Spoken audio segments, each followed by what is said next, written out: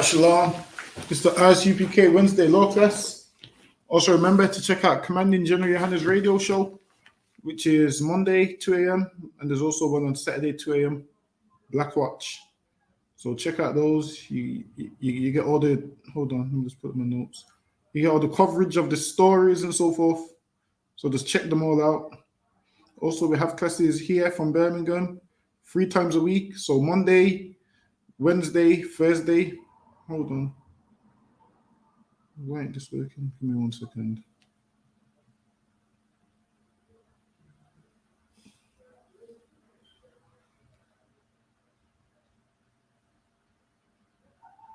Hold on, give me 1 second.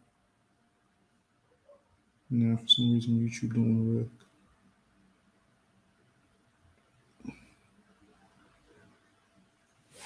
So yeah, we have classes here Monday, Wednesday, Thursday, 7 p.m. till 9.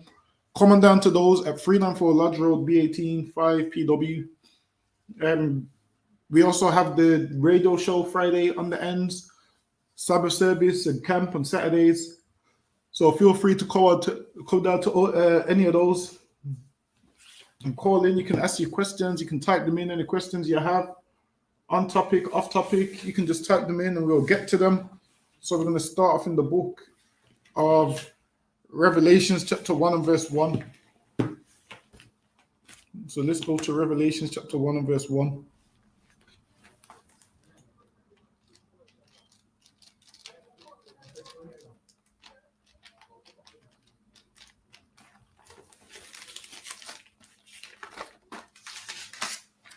Hold on, let me just try pull up YouTube one more time on here. Give me 1 second.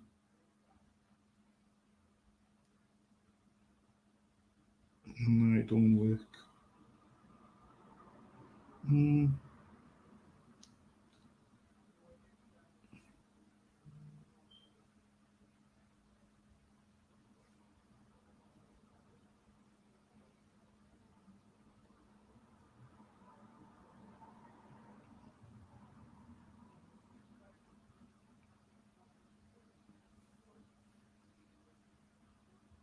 All right, in the book of Revelation, chapter 1 and verse 1.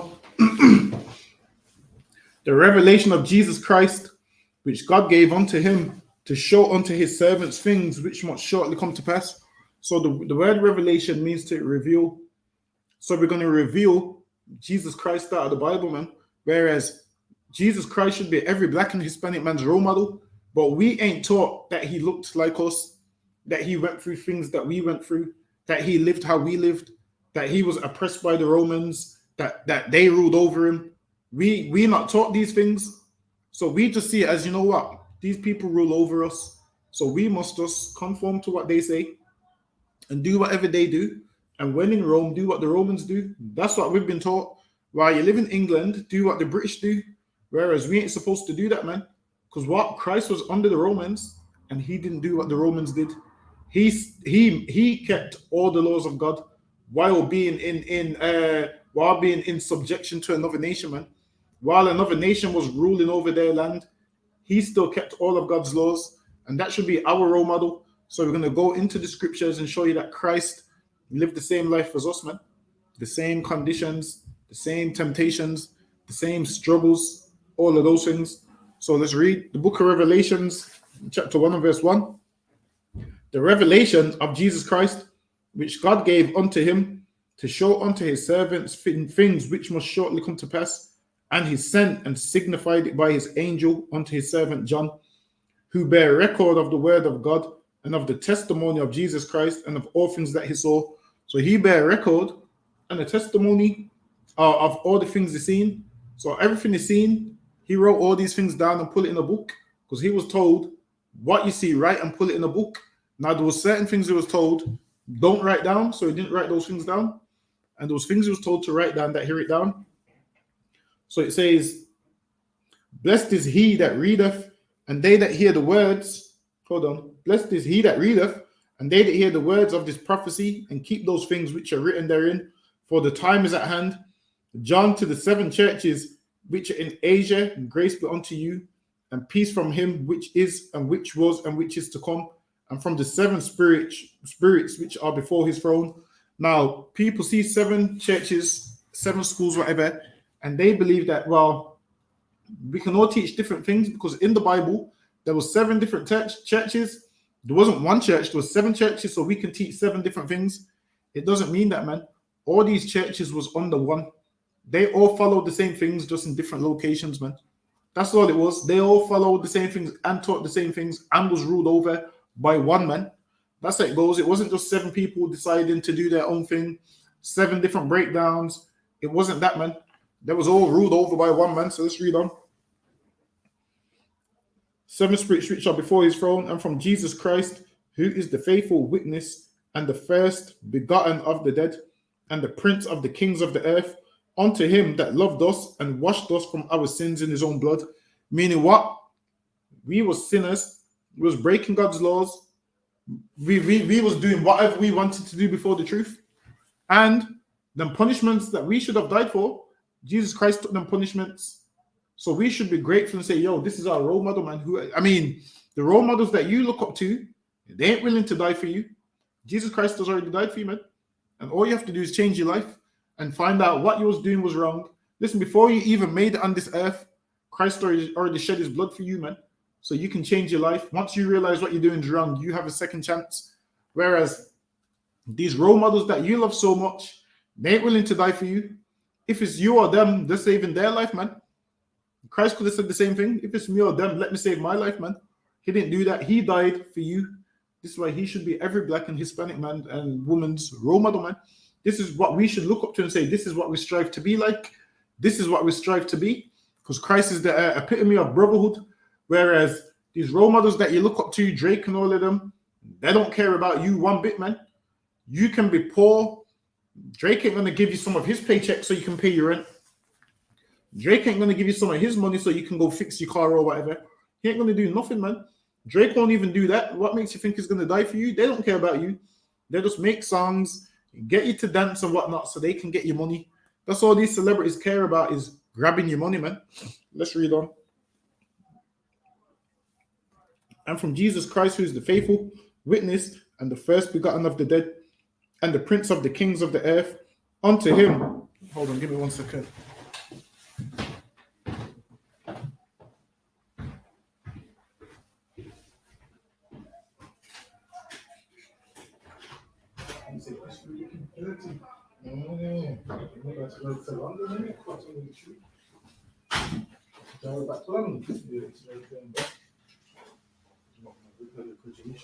I was looking hundreds the whole way. So they're down. Watch out for their cameras.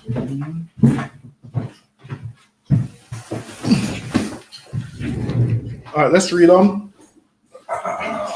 And from Jesus Christ, who is the faithful witness and the first begotten of the dead and the prince of the kings of the earth, unto him that loved us and washed us from our sins in his own blood. Listen, man. The celebrities that you look up to so much, man, they ain't washing nothing for you in their own blood, man. Drake ain't gonna wash nothing for you in his blood, man. Tiger and Beyonce and all of them, they ain't gonna wash nothing for you in their own blood, man. They don't care about you one bit. But what do? We love them and look up to them. Oh, this is my role model. This is my role model. All they are is musicians, man. They can't teach you about everyday life. They can't teach you no survival tactics. They can't teach you brotherhood. So we need to look at who we really call our role models, man.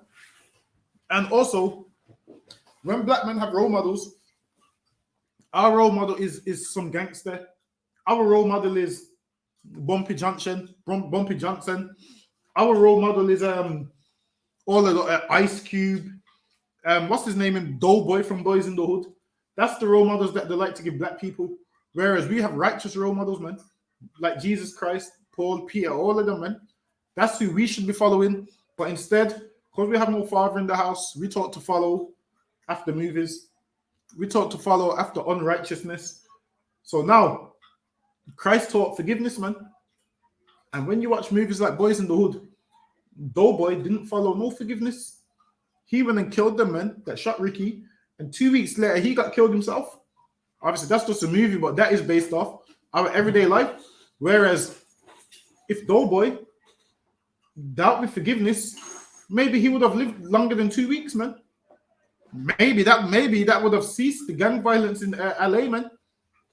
But what they give us is someone harms you, go get revenge, go kill, go destroy, go do this, go do that. That's what they give us. Let's read on. It says, and from Jesus Christ, who is the faithful witness and the first begotten of the dead, and the prince of the kings of the earth, unto him that loved us and washed us from our sins in his own blood. Them celebrities that you call your role models, they don't love you, man. They love your money. There's a difference. They love your money and they don't love you. Let's read on. And have made us kings and priests unto God and his Father. To him be glory and dominion. Listen, man. Christ is about to make righteous men kings and priests, man. All these celebrities do is make you a fan of their music, man. They ain't making no kings and priests. They're just making you a fan of their music, and that's the best they can give you.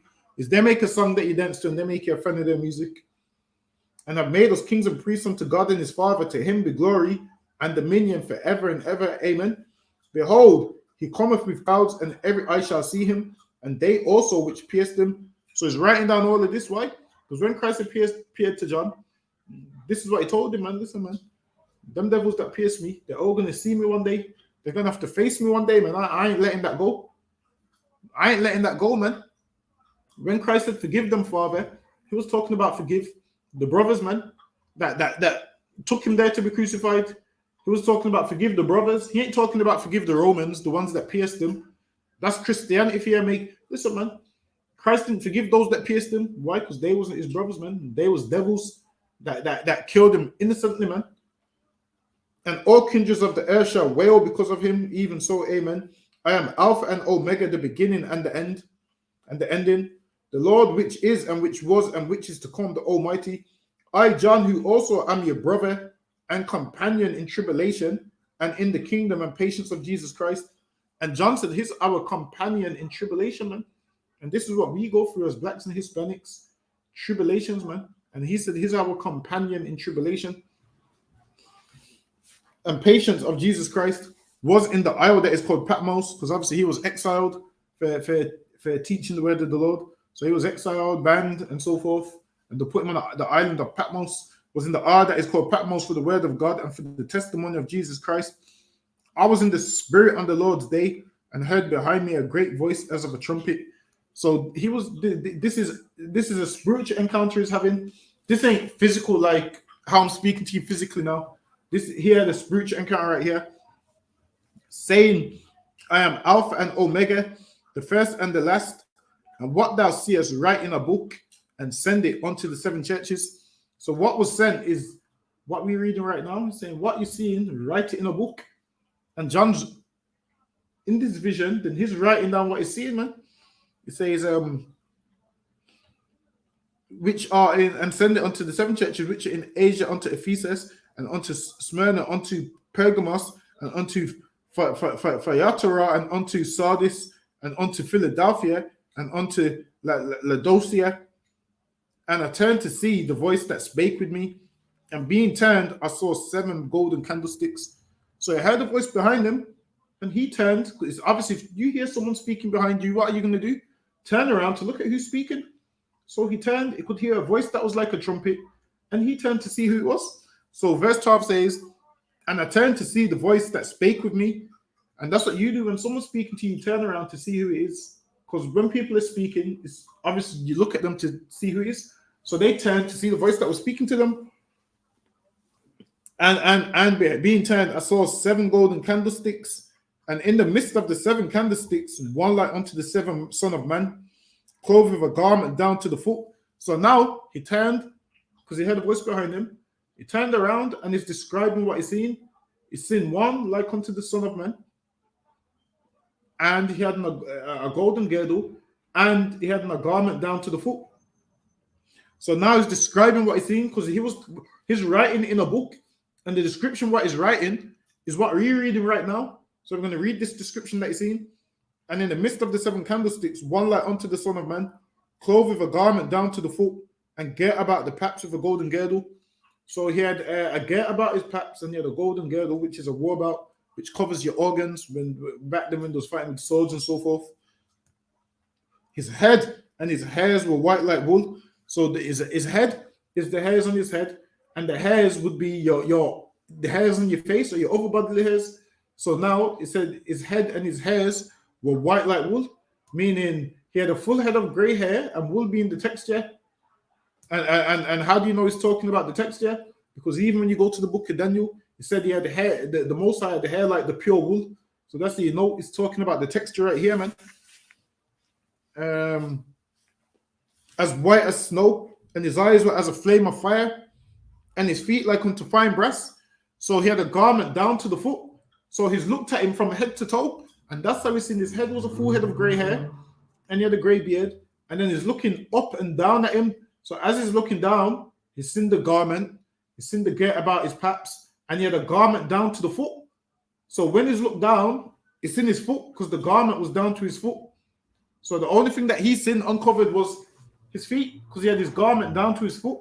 So that's why he describes what his feet look like, because the rest of him would have been covered by that garment. So let's read what his feet look like.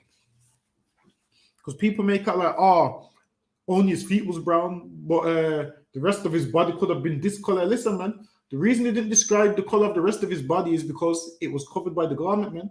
And he described the garment he had on, and he's describing his feet. Why? Because he could see his feet. Because he had a garment down to his foot, meaning everything else was covered, man. It's like sometimes I think, what when we read this precept, what do Christians want?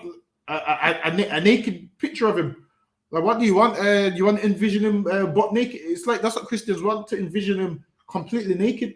Nah, man. He had a garment down to the foot. Let's read on. And his feet like unto fine brass. And brass is what? Brown.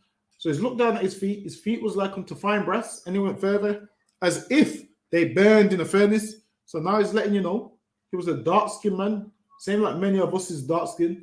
Same like many of us is called names because we're dark-skinned and whatnot. Jesus Christ was the same like us, man. A black, dark-skinned man.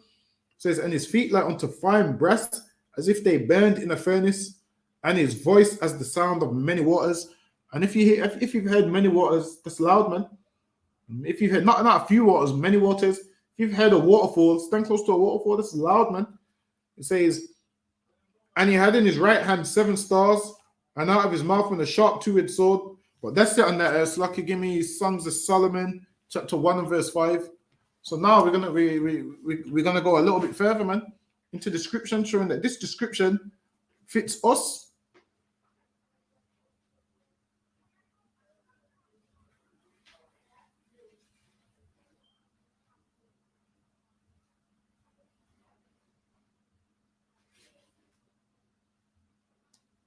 Songs of Solomon, chapter 1 and verse 5. I am black. I am what? I am black. And this is Solomon letting you know that he's black also. Like, this world makes us feel ashamed to be black. This world makes out like being black is something bad and we should be ashamed to be black. Whereas Solomon said, I am black, but commonly meaning is black and beautiful, man. And black is beautiful. Listen, man, people make out like being black's a disgusting thing and it's a shameful thing, and being black's horrible, and being black means you got no value, and they make people feel ashamed to be black. Whereas some of our children feel ashamed to be black. Hold on, let me pull that video that I always pull every so often. Hold on. Let me see if I can find it.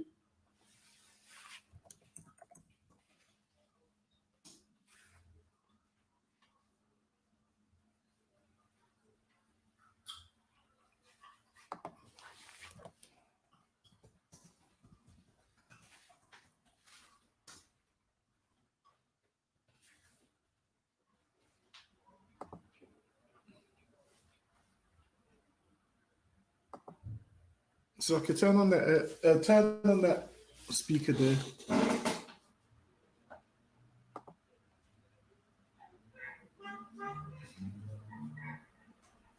Hold on.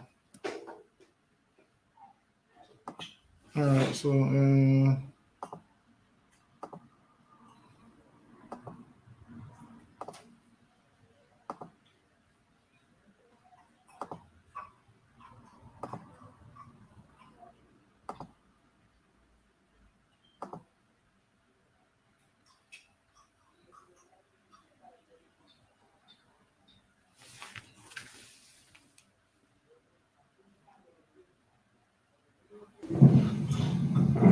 turn it down just a bit. Quale bambola è bianca? Turn that down a bit on the yeah. Quale bambola è nera? Yeah, you can turn it a bit more. Yeah. Quale delle due è bella? Questa. Qual è quella? Let's go back a bit. Quale delle due è Hold bella? on, let's go. Listen, this video breaks my heart every time I see it. It's lucky. Quale bambola è nera? It's like see if there's some water in there, but for sure. Listen, this video breaks my heart every single time I see it, man. So now the children are identifying which is the black doll. They're identifying which is the white doll. Quale delle due è bella? Questa. Qual è quella bella? Qual è quella brutta? Hold on. Oh, give her a hand. She said the black doll pretty. Give her a. I think it's a lucky. Give her a hand. She said the black doll's pretty, man. Listen, man. This is what we need to teach our children, man.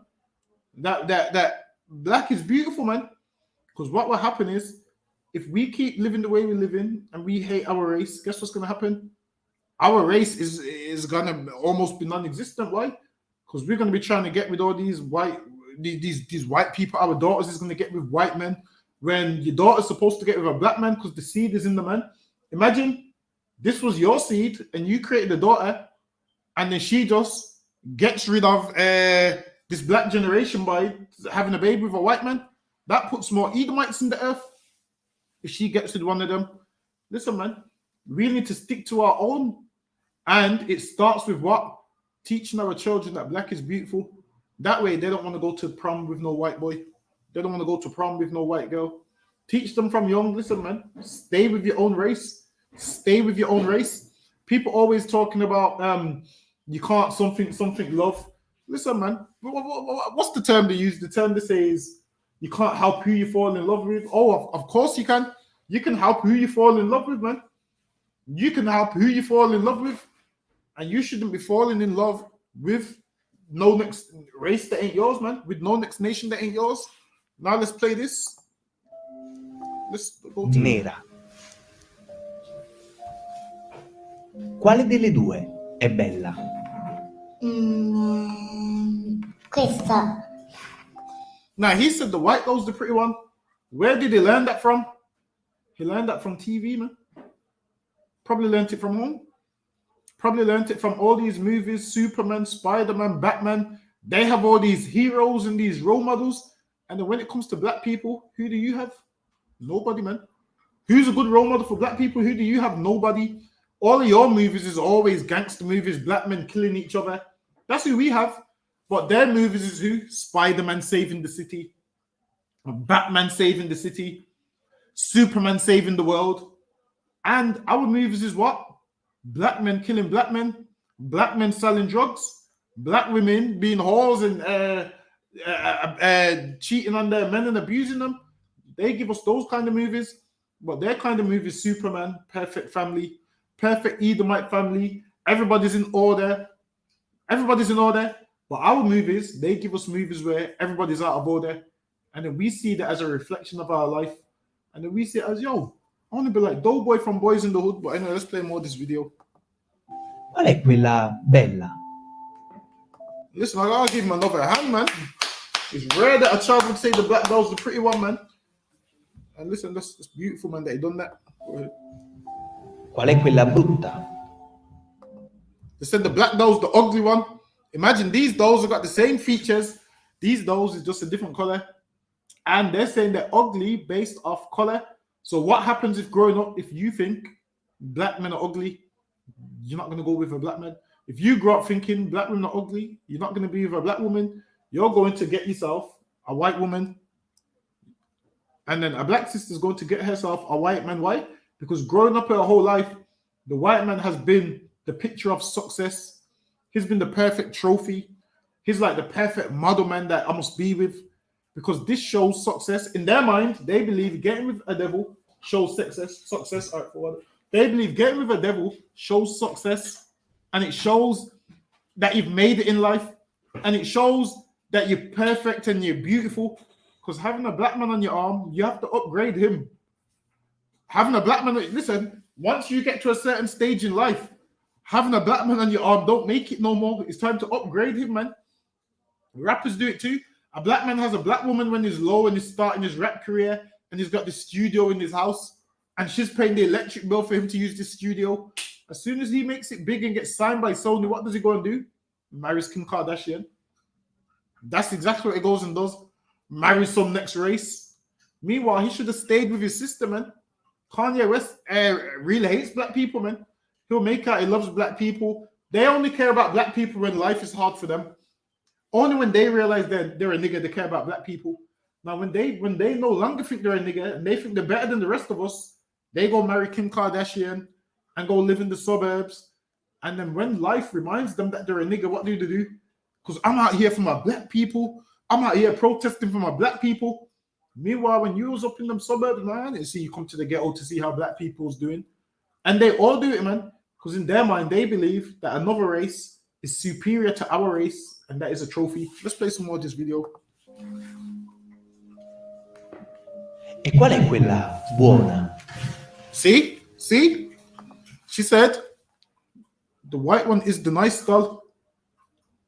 When white people shoot up schools, man, they shoot up schools, they shoot up black people, they rob, they steal, they rape, rob, and murder the whole earth, man.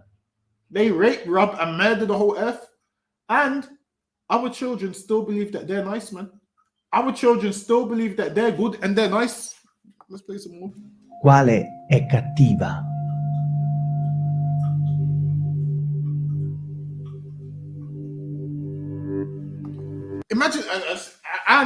Imagine she said the doll that looks like her is bad.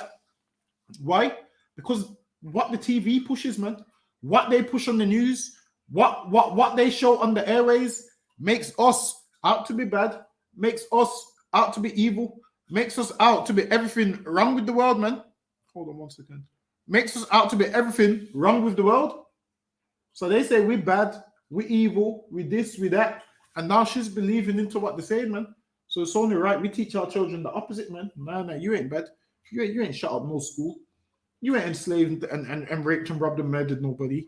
You ain't thrown no one off of slave ships. You ain't on no slave ships to enslave no one. You ain't raped, robbed, and murdered and stole people's surname and stole people's nationality. We need to teach our children these things raw and uncut, man. Because if we don't teach them, they're going to see a black person like themselves and say, this is the horrible one. This ain't the nice doll. Meanwhile, she should have pointed at the white one and said, this one here is the bad one. Let's play some more. Qual è buona? Listen, man. He said that one's good. Bearing in mind, these is dolls having not done no good nor evil because the dolls, they can't do nothing. These is toys, they can't do nothing. But even down to a doll, because its skin color is considered evil, because it's black. Because of its skin color is considered bad, it's considered horrible because it's black. And the white one's considered good. Why?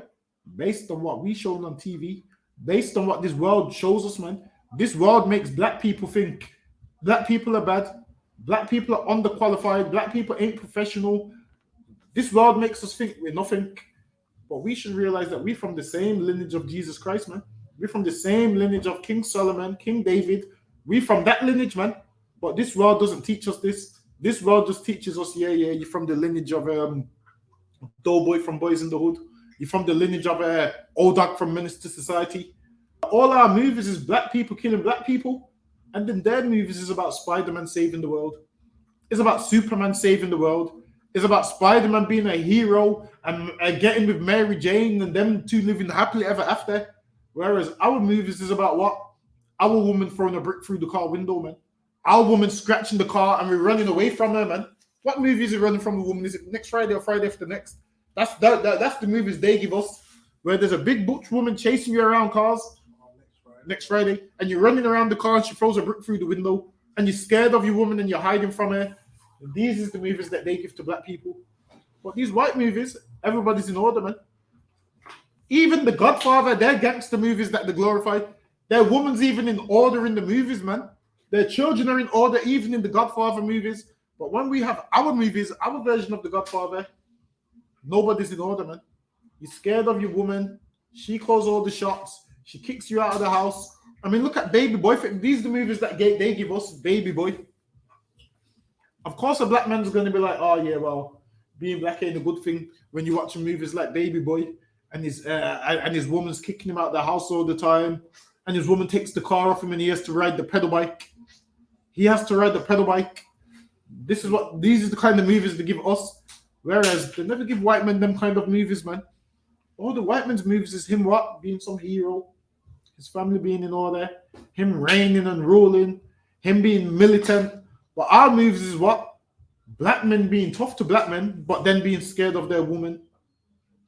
Not taking care of their children. That's our movies. Black men is super tough to other black men, but then they're running away from their woman because she's chasing their car. They're always some next woman in the middle. They're hiding from the both of them because they're scared and petrified. But then they make it in the movies be super tough to other black men. These is the movies that give black people. Let's play some more.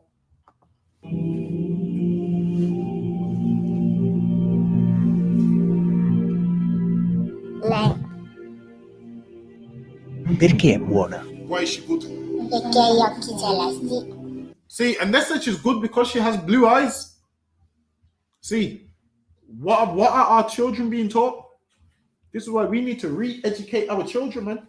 We need to reteach them because they're going to believe in this nonsense right here. Quale è cattiva?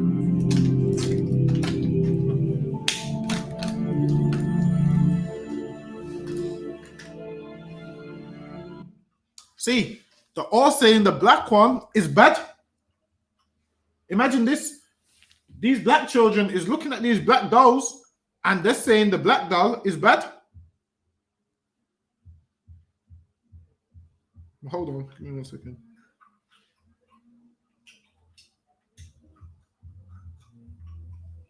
All right, let's play some more.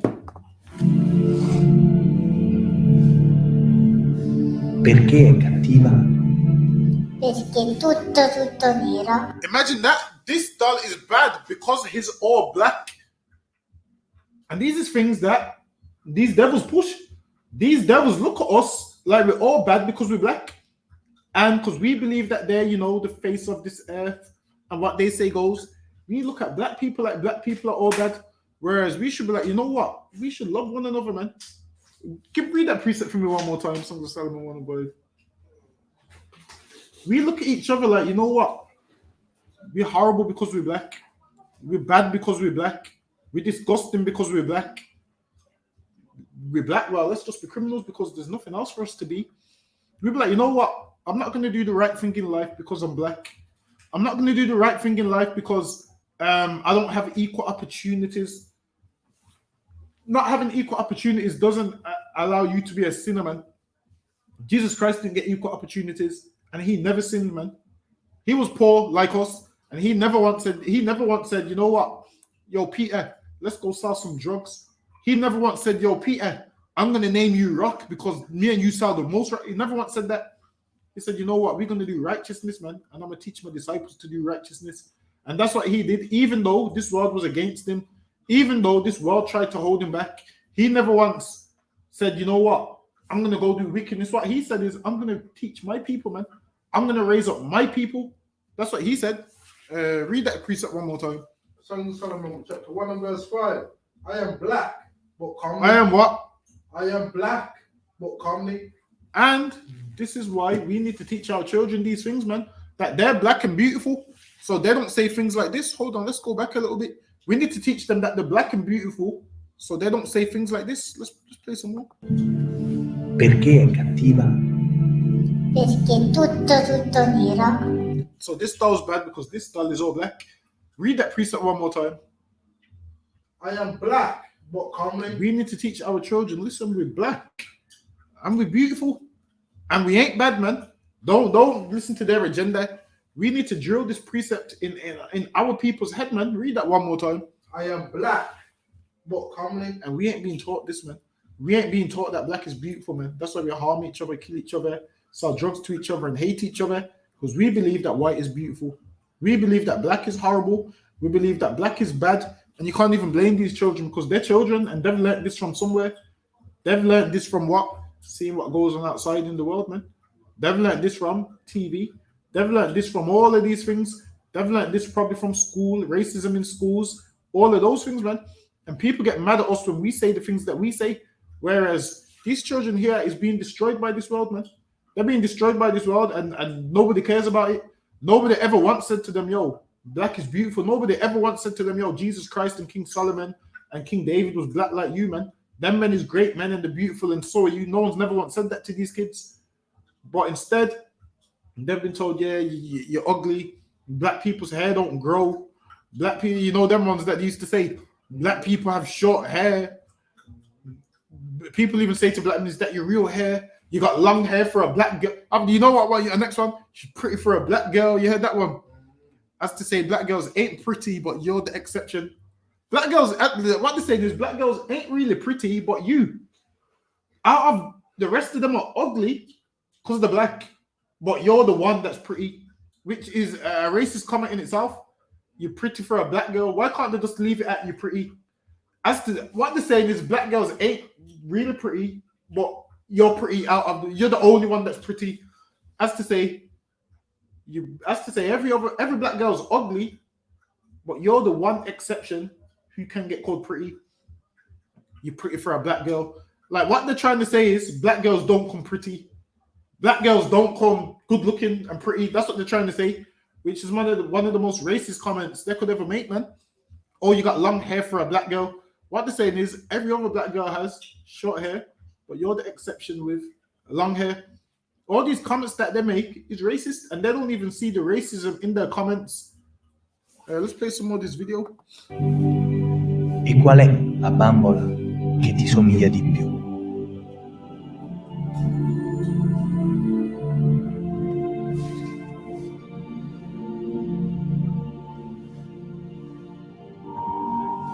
So the all said the black doll is ugly and is not nice. And then they said, what doll looks like you? And they all pointed to the black doll, which means these children are being taught to have low self-esteem. These children are growing up depressed. These children are growing up every day, waking up, believing they're ugly. Like there's a lot of things that black people have to go through. You have to wake up in the morning and you have to walk past the mirror and you see yourself as ugly. That's just to start your day. When you're brushing your teeth in the bathroom and you look up and you see that black skin in the mirror, you believe you're ugly based off what you've been taught, not realizing really you're beautiful. But you brush your teeth, close your eyes, look up and you see the mirror, and the first thing you see is that black skin and you think you're ugly. You think you're not beautiful. You're supposed to brush your teeth and look up and see that black skin and smile, man. Read that precept for me one more time, Quatazar. I am black, but comely. You're supposed to look in that mirror and say, yo, I'm comely and I'm black, man. Right. Comely means beautiful. You meant to brush your teeth and say, look, I'm black and I'm beautiful, man. You meant to start your day on a positive note. Imagine this. You start your day on a negative note because you're black, thinking, yeah, black just means ugly. This is why we need to teach people how beautiful black is. Because what are you going to do? Growing up the trauma that you go through, believing that you're ugly, you're going to be like, I don't want my children to go through what I went through. I don't want my children's hair to be like how my hair is. I don't want my children's features to be like how my features is. I don't want my children to have these big lips, this big nose. So what are you going to do? Go and have sex with another race to try and distance yourself from the race that you are, to try and not let your kids suffer what you think you suffered. When how about you just understand that black is beautiful? How about you just teach your children that black is beautiful? How about we just teach our nation that we are a beautiful nation, which we are, but we've been lied to, made out to believe we're scum and we're just slaves and we're nothing. And then the depression shows in our children, man. Imagine this. These children have parents who are black, and these children have said that the black doll's ugly, and which doll looks like you? They've said the black one. So they're basically saying, yep, I'm ugly. Let's play some more.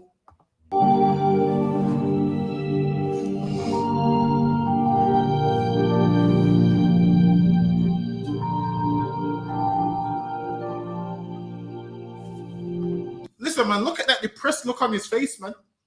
Imagine that. This world teaches black people that we're nothing, that we're filthy, that we're disgusting. And this is why we say that oppressor is the devil the Bible speaks of, man. Right. He targets our children, man. Makes them believe they're ugly. Imagine this is a child thinking you're ugly. Listen, man. And they wonder why we grow up the way we do, why we feel the way we do, why we suffer from anxiety and depression. Because you make us believe we're ugly from we're children, man. Guess what? The ISUPK is here to teach you that you're beautiful, man. That's what we teach. We're here to teach you who really is ugly. We're here to teach you the crimes of the oppressor, that the oppressor is the devil. We're here to teach you these things, man. And we're here to teach you that you stem from a race of beautiful people, man. No longer do you have to feel ugly no more. The truth is going to set you free, man. And the truth is we are a beautiful race. The truth is black is beautiful, man. The truth is all these nations wish they could be us. All these nations want to be us, man. They try and talk like us, act like us, dress like us. Because they know they know we're a beautiful race. But they have to twist it and make us believe we're ugly. Let's play some more. Look at that brother's face right there, man. That's the face of hurt. That's the face of pain. That's the face of sadness. That's the face of depression. Why? Because we've been grown up to believe we're ugly and we're filthy and we're disgusting. Let's play some more.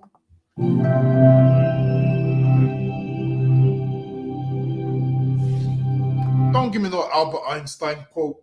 It's easier to break an atom than a prejudice. Listen, man. This should be quoted by me saying the white man is the devil the Bible speaks of, man.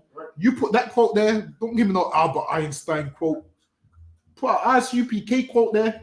The white man is the devil the Bible speaks of. You put that quote there, man. That answers all your questions. That's the answer to all your questions. Most of your questions in life you wanted to know the answer to.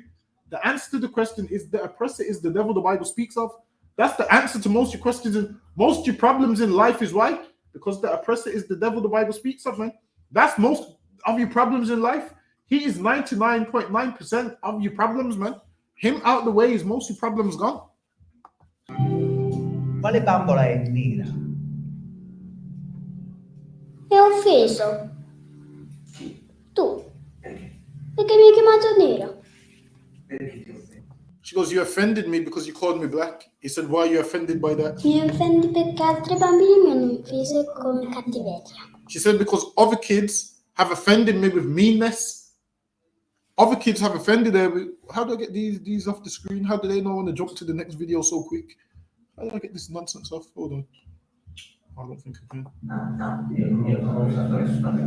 Questo mi sta guardando storto. That one's looking at you funny because that one's the devil the Bible speaks of, man. That's why that one's looking at you funny. Every white man looks at me funny. And listen, I just seen 2 police officers not long ago. Those in the Corsa. Those in their Corsa. I'm turning and they're driving up, staring at me. I'm thinking, damn, put your eyes on the road, man. You might have an accident, man. Don't worry about me.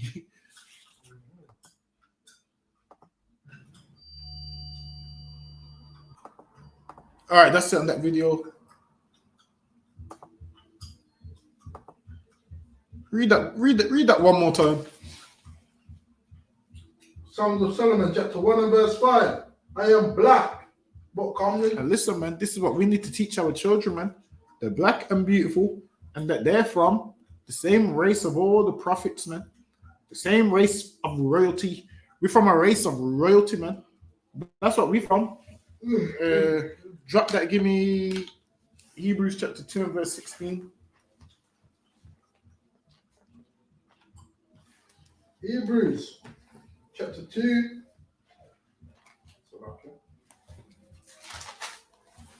Hebrews chapter 2 and verse 16. Niggas playing Speed Garage. Speed Garage. Who's playing that nonsense? For verily he took not on him the nature of angels, Christ didn't take on the nature of angels, man. Go ahead. but took on him the seed of Abraham. Wherefore in all things it behooved him to be made like unto his brethren. Read that one more time. Wherefore in all things it behooved him to be made like unto his brethren. And it behooved him to be made like unto his brethren. Christ wanted to come the same way you came, the same conditions. Why? That way we have that way Christ knows what we go through, man. That way we without excuse. We can't go before the throne of God and say, well, life was hard. Because Christ did it. It behooved him to be made like unto us, man. So Christ can go to the Most High and say, yo, that life that they're living, yo, you get me? He came the same way we did, the same temptations, under the same oppressor. He knows what it's like. He knows what we went through, man. Go ahead. That it might be a merciful and faithful high priest in all things pertaining to God. That might be a merciful and faithful high priest in all things. So he wanted to come the same way. He lived in the ghetto like you. He was raised like you. He lived under oppression like you. He had the same trials and tribulations like you. What verse was that? Verse 17. Go ahead. To make reconciliation for the sins of his people. And listen, man, Christ went through what we went through. He got hurt like how we get hurt. He got racial profiled like how we get racial profiled. He died how we die. He got thrown in jail like how we get thrown in jail. Don't get no fair trial. The same things that we go through. It's the same things that Christ went through, being thrown in jail, being oppressed, being killed. Listen, man, you should know Jesus Christ is a black man because they killed him, man. If it was a white man, he would have got a fair trial. He would have got a fair trial and would have found him not guilty. Christ came and got found guilty, even though the world knew he was innocent, man. Where does that happen at? In England? Where does that happen at? In America? Black men end up on death row in America and get electrocuted. And then years later, they realize, wow, this person was innocent.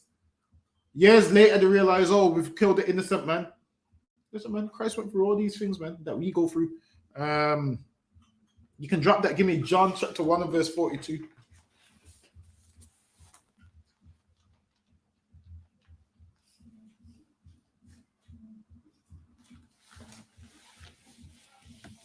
John chapter 1 and verse 42. And he brought him to Jesus. And when Jesus beheld him, he said, Thou art Simon, the son of Jonah. Thou shalt be called Cephas. Go ahead. Which is by interpretation a stone. The day following, Jesus would go forth into Galilee and find a Philip and say unto him, Follow me. So now Christ is rounding up his men. Christ is rounding up his men. Is in the ghettos, man. Galilee. That's a ghetto, man. Go ahead.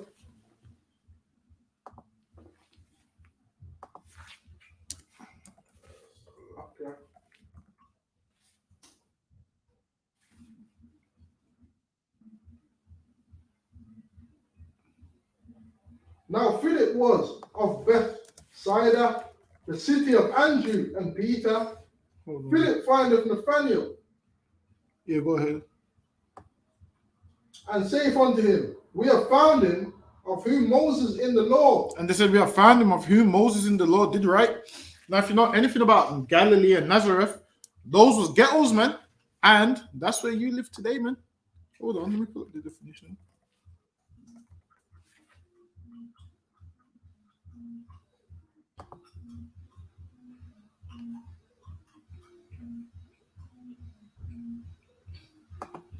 Yeah, go ahead.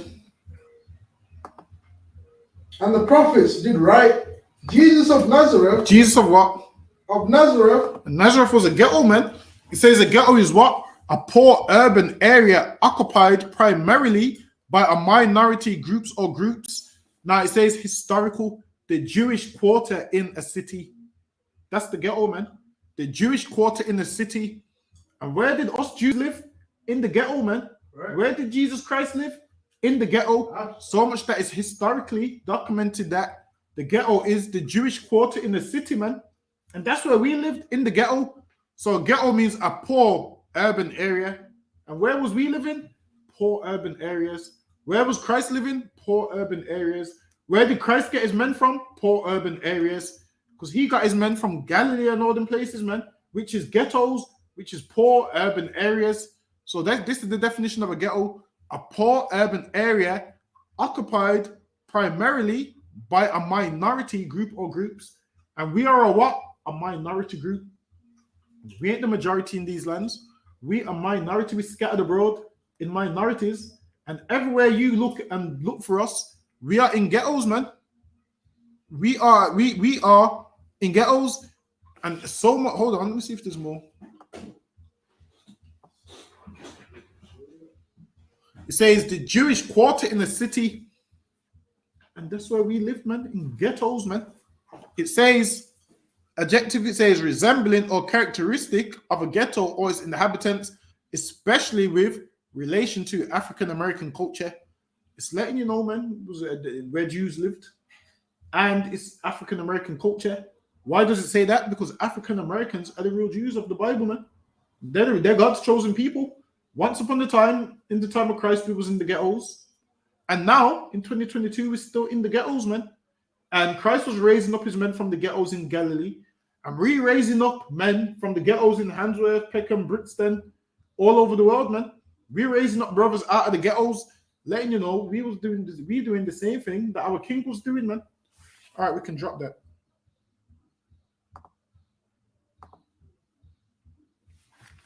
Hold on, where was we? I'm going to go back to John chapter 1 and verse 42. And he brought him to Jesus, and when Jesus beheld him, he said, Thou art Simon, the son of Jonah, thou shalt be called Cephas, which is by interpretation a stone. The day following, Yahushua will go forth into Galilee and find the Philip and saith unto him, Follow me. Now Philip was of Bethsaida, the city of Andrew and Peter. Philip findeth Nathanael and saith unto him, We have found him of whom Moses in the law and the prophets did write, Yahushua of Nazareth, the son of Joseph. And Nathanael said unto him, Can there any good thing come out of Nazareth? Why did he say, Can any good thing come out of Nazareth? Because Jews were in the. Hold on, let me screen share it. Let me screen share it one more time. Read that part for me, Quatazar. John chapter 1 and verse 45. John chapter 1 and verse 45. Philip findeth Nathanael and saith unto him, We have found him, and whom, Salakia, of whom Moses in the law and the prophets did write, Jesus of Nazareth, the son of Joseph. And Nathanael said unto him, Can there any good thing come out of Nazareth? And the reason he said, Can any good thing come out of Nazareth? Why? Because based off definition, Nazareth is a poor urban area occupied primarily by minority groups or groups. So he's saying, Can anything good come out of minorities? Can anything good come out of these lands? Why? Because Nazareth is what? The historical definition, the Jewish quarter in the city, letting you know that Christ came out of the ghetto, man, and something good did come out of the ghetto, man. Sometimes we look and say, Yo, nothing good can't come out of the ghetto. Sometimes we look and say, I don't want no woman from Handsworth. Sometimes we look and say, I don't want no woman from Newtown. They're all going to be ratchet. Listen, man, there's some good sisters which come out of Handsworth and Newtown, man. They're in the ISUPK, man. At first, I was a little skeptical. What as well? At first, I was a little skeptical. Something good can come out of Handsworth and Newtown, man. At first, I was a little skeptical myself, feeling like Nathanael. But then I realized, shit, certain good can come out of Handsworth and Newtown and Aston and them places, man. Go ahead, read that one more time. And Nathanael said unto him, Can there any good thing come out of Nazareth? And he said, Can any good thing come out of Nazareth? Because Nazareth was a ghetto, man. And people always think nothing good can come out of the ghetto. Well, Christ showed you something good can come out of the ghetto. Go ahead. Philip said unto him, Come and see. Philip said what? Come and see. Philip said, Come and see, man. And you think nothing good can't come out of the ghetto? Come and see, man. Come to 394 Lodge Road, B18, 5PW, man. Can nothing good come out of the ghetto? Come and see, man. Tons of good things have come out of the ghetto. You just come to the ghetto and see. Go ahead.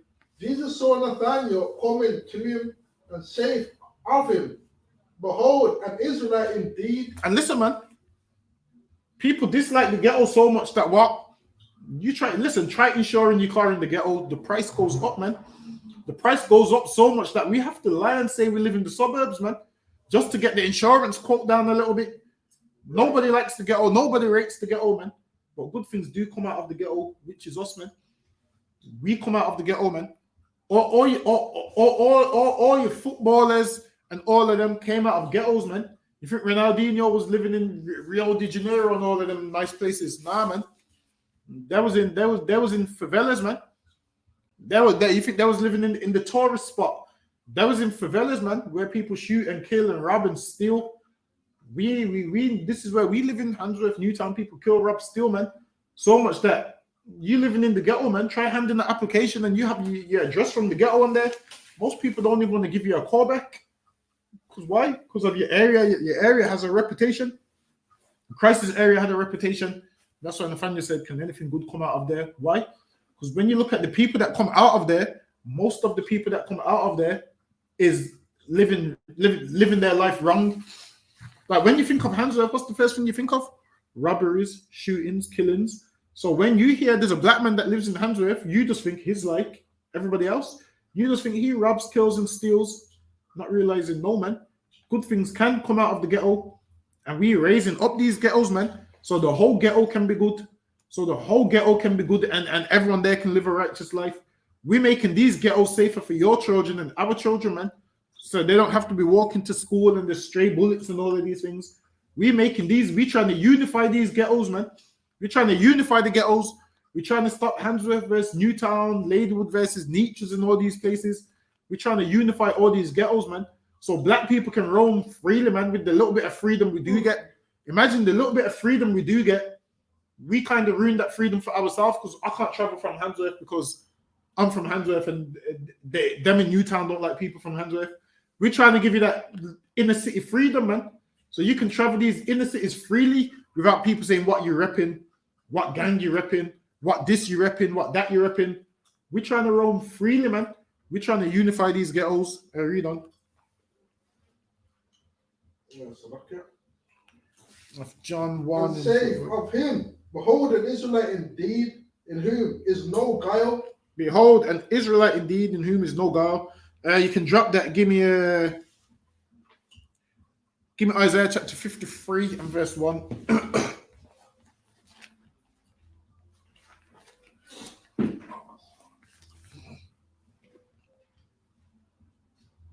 Isaiah chapter 53 and verse 1. Who hath believed our report, and to whom is the arm of the Lord revealed? And to whom of the arm of the Lord revealed? Go ahead. For he shall grow up before him as a tender plant. And this is talking about Christ, man. This is talking about Christ in the Old Testament. Go ahead. And as a root out of a dry And ground. a root out of a dry ground. Why? Because our ground is dry. It's like it don't produce nothing.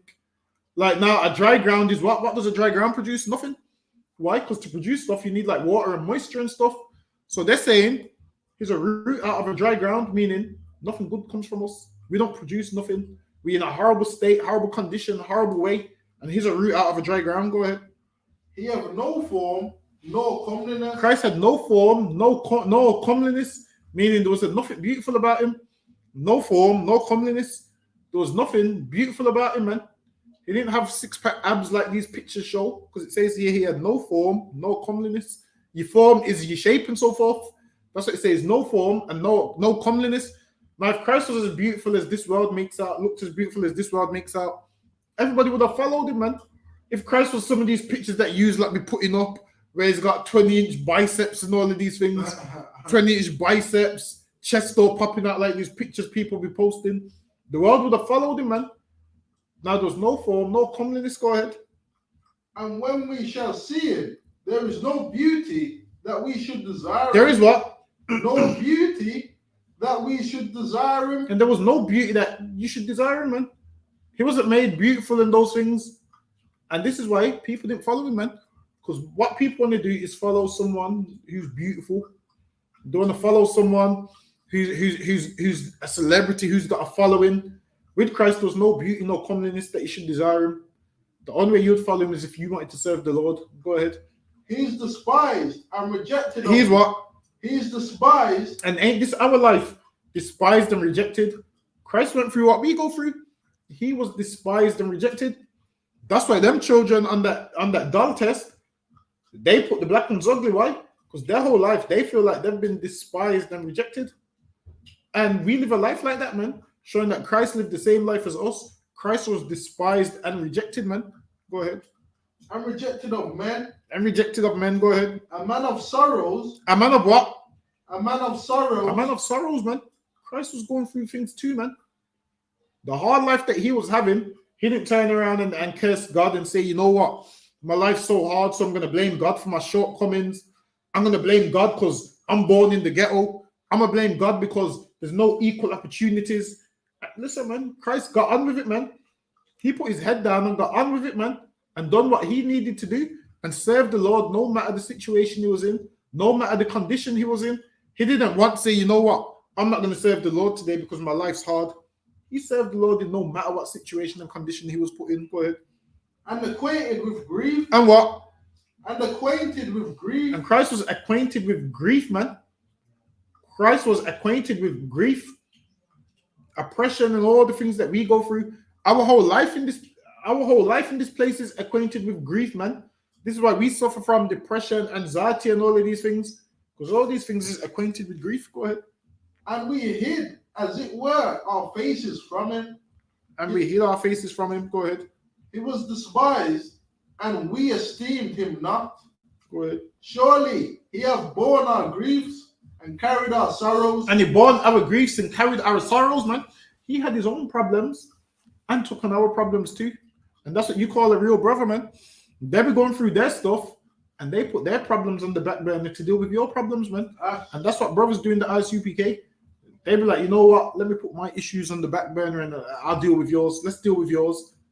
They be going through things and they still pick up the phone to you to help you sort out your issues and whatnot. Go ahead. Yet we did esteem him stricken, Go ahead. smitten of God, Go and ahead. afflicted.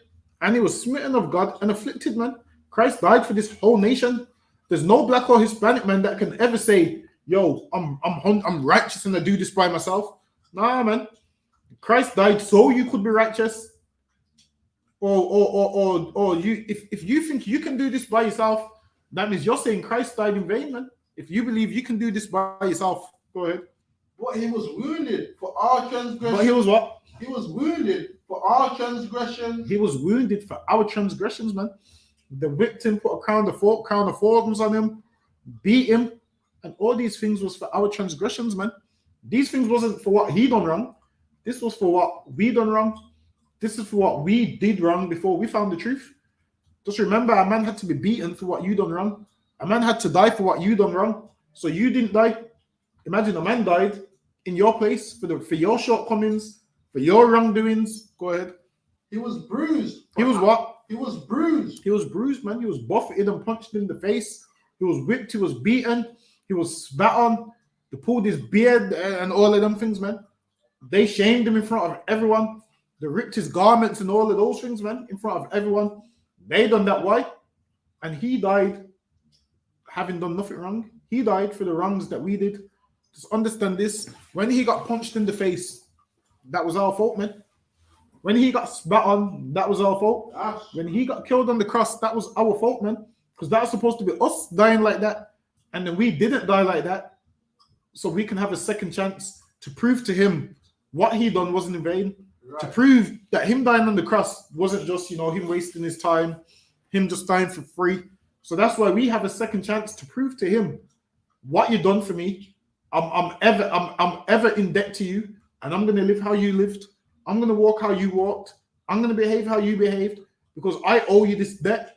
I owe you this debt that I can't afford to pay. And you've said to me, all I have to do is keep the commandments of God and serve the Lord. That's all you have to do is keep the commandments of God and serve the Lord, man. Go ahead. It was bruised for our iniquities. The chastisement of our peace was upon him. The chastisement of our peace was on him, and he was bruised for our iniquities, our transgressions, the weed that we smoked, the drugs that we sold. He got punched in the face with that, man. All the drugs that you sold, he got punched in the face for it, man, and you didn't. All the drugs that you sold, he got put on the cross and beat and had his side pierced for it, man. Just think before you go and sell that weed, someone had their side pierced for it, man. Just think before you go and smoke them drugs, someone had their side pierced for it, man. Someone lay lifeless on a cross for the stuff that you do wrong, for the weed that you smoke, for the weed that you sell. Someone had to die for it, man. Right. And you didn't have to die for it, somebody else did. And you're going to die for it if you don't change your life and give this man the respect that he deserves, man. This should be every black man's role model, because these celebrities ain't going to die for you. These celebrities ain't going to go through nothing for you. You think Drake's going to go get put on the cross for you? You think Beyonce is going to go get put on the cross for you? They ain't going to do that, man. They're going to be each to its own, man. They're going to be like, that's your problem. Whereas this man here didn't say that's your problem. He died for you, man, and gave you a second chance so you can change your life. What verse you at? Verse 5. Go ahead. And with his stripes we are healed. And with what? And with his stripes we are healed. And what he went through, once you realize it was you that was supposed to die, and you say, yo, I'm not going to do that no more because really I'm supposed to be dead. Now you can be healed. Now you can change your life. Now you can be now you can be reconciled back to God, because we was cut off at one stage.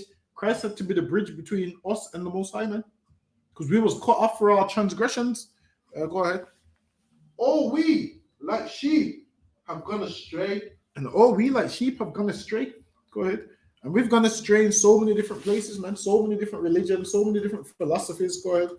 We have turned everyone to his own way. We have what? We have turned everyone to his own way. We've turned everyone to his own way.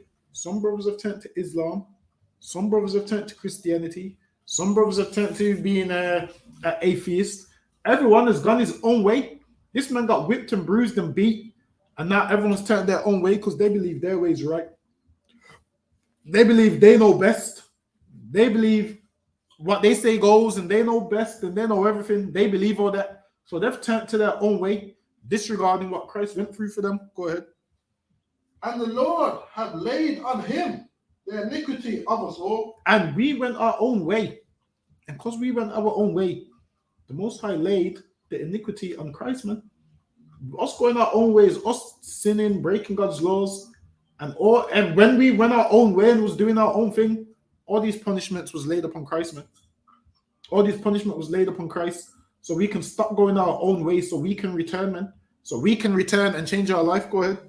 He was oppressed. He was what? He was oppressed. Christ was going through things too, but you would never know it because he was so strong, and he understood how to fight them demons, man. He was strong and knew how to serve the Lord, and he was oppressed. Christians make out like Christ was having a great time on earth. Nah, man. He was oppressed. Why? Because he's living under the Romans, man. He's living how we live in. He's oppressed. He's going through things the same way we oppressed. Our king was oppressed, man.